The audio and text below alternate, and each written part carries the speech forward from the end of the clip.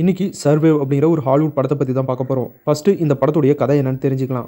Heroine தன்னோட husband, பையன், பொண்ணு அப்படின்னு 4 பேரும் ஒரு ஃபேமிலியாக ஒரு சின்ன போட்டில் நடுக்கடலில் போய் அவங்களுடைய பையன் பர்த்டேவை கொண்டாடுறாங்க. இப்படி ஹாப்பியாக ஒரு ஃபேமிலியாக அவங்க நடுக்கடலில் என்ஜாய் பண்ணிட்டு இருக்க அவங்க எதிர்பாராத நேரத்தில் திடீர்னு ஒரு சம்பவம் நடக்குது. வானத்திலிருந்து சேட்டலைட்டா இல்லை விண்கல்லான்னு தெரியல, நெருப்போட எரிஞ்சுக்கிட்டே வந்து கடலில் விழுது. அதுவும் ஹீரோயின் இருக்கிற போட்டுக்கு பக்கத்திலே வந்து விழுது. அதுக்கப்புறம் கடலுக்குள்ள ஏதோ வித்தியாசமான நிகழ்வு நடக்குது. அதனால கடல் சீற்றமாகி கடல் ஆக்ரோஷமாக மாறுது. அதனால பெரிய பெரிய அலைகள் வருது, அடிக்குது. அதுக்கு பயந்து அவங்க எல்லாரும் கப்பலுக்குள்ளே இருக்க அப்படியே காலையில விரியுது. காலையில விடிஞ்சு எழுந்து பார்த்தா கடலையே காணோம். கடல்ல இருந்த மொத்த தண்ணியும் காணோம். கடலை பார்க்கவே பாலைவன பகுதி மாதிரி இருக்கு. கடல்ல இருந்த மொத்த தண்ணியும் எங்க போச்சு? இப்படி நடுக்கடல்ல கப்பலோட மாட்டிக்கிட்ட ஹீரோயினோட ஃபேமிலி நிலைமை என்ன? இந்த சம்பவங்களுக்கு அப்புறம் ஹீரோயினோட ஃபேமிலிக்கு வந்த ஆபத்துகள் என்ன? இந்த ஆபத்துகள்ல இருந்தும் இந்த பிரச்சனையில இருந்தும் ஹீரோயினோட ஃபேமிலி உயிரோட தப்பிச்சாங்களா இல்லையா அப்படிங்கிறதுலாம் இந்த படத்தை பார்த்து நீங்க தெரிஞ்சுக்கோங்க.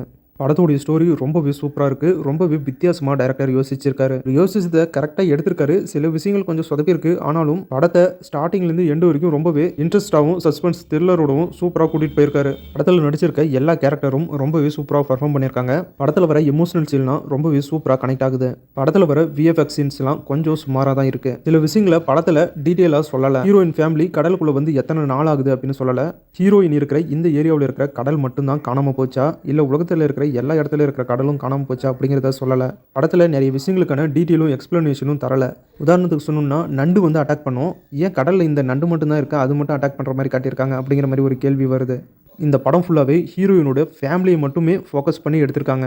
படம் கொஞ்சம் லோ பட்ஜெட்டில் யூஸ் பண்ணி எடுத்திருக்காங்க போல். அதனால தான் இப்படி குறிப்பிட்டதை மட்டும் காட்டி அப்படியே படம் எடுத்திருக்காங்க. ஏதேதோ படத்துக்கெல்லாம் பார்ட் 2 எடுக்கிறாங்க. இந்த படத்துக்கு பார்ட் 2 எடுத்து இவங்க சொல்லாமல் விட்டதை அந்த பார்ட் 2 மூலிமா இதெல்லாம் நடந்துச்சு அப்படிங்கிற மாதிரி ஒரு எக்ஸ்பிளனேஷனாகவும் சுவாரஸ்யமாகவும் சொன்னாங்கன்னா நல்லாயிருக்கும். ஏன்னா படத்துடைய கதை ரொம்ப சூப்பராக இருக்குது. டைரக்டரும் ரொம்ப சூப்பராக தான் எடுத்திருக்காரு. சில விஷயங்களை டீட்டெயிலாக சொல்லலை. அதுதான் ஒரு மெயின் இஷ்யூவாக இருக்குது. இந்த விஷயங்களையும் சேர்த்து படத்துக்கு இன்னும் கொஞ்சம் பட்ஜெட் போட்டு விஎஃப்எக்ஸ்லாம் இன்னும் கொஞ்சம் தரமாக எடுத்திருந்தாங்கன்னா படம் வேற லெவலில் ஒரு சூப்பரான படமாக வந்திருக்கும். இப்போவும் நான் படத்தை குறை சொல்லலை. ஆனால் படத்தில் இதெல்லாம் பண்ணியிருந்தேன் இன்னமும் சூப்பராக வந்திருக்குன்னு தான் சொல்கிறேன். டோட்டலாக சொல்லணும்னா, உங்களுக்கு ஒரு வித்தியாசமான படம் பார்க்கணும், வித்தியாசமான சர்வைவல் த்ரில்லர் மாதிரியான ஒரு படம் பார்க்கணும் அப்படின்னு நினச்சிங்கன்னா கண்டிப்பாக இந்த படத்தை ஒரு தடவை ட்ரை பண்ணி பாருங்கள். ஒரு தடவை ட்ரை பண்ணுற மாதிரியான ஒரு சூப்பரான படம். இந்த படம் இப்போ தமிழில் ரிலீஸ் பண்ணியிருக்காங்க. ஒரு வித்தியாசமான அனுபவத்துக்காக ஒரு தடவை இந்த படத்தை ட்ரை பண்ணி பாருங்கள்.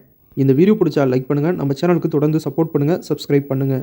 அடுத்த வீடியோவில் சில சுவாரஸ்யமான சினிமா தகவலோட மறுபடியும் உங்களை சந்திக்கிறேன். இது உங்கள் வேல் 10 யூடியூப் சேனல். நான் உங்கள் வேல். தேங்க்யூ.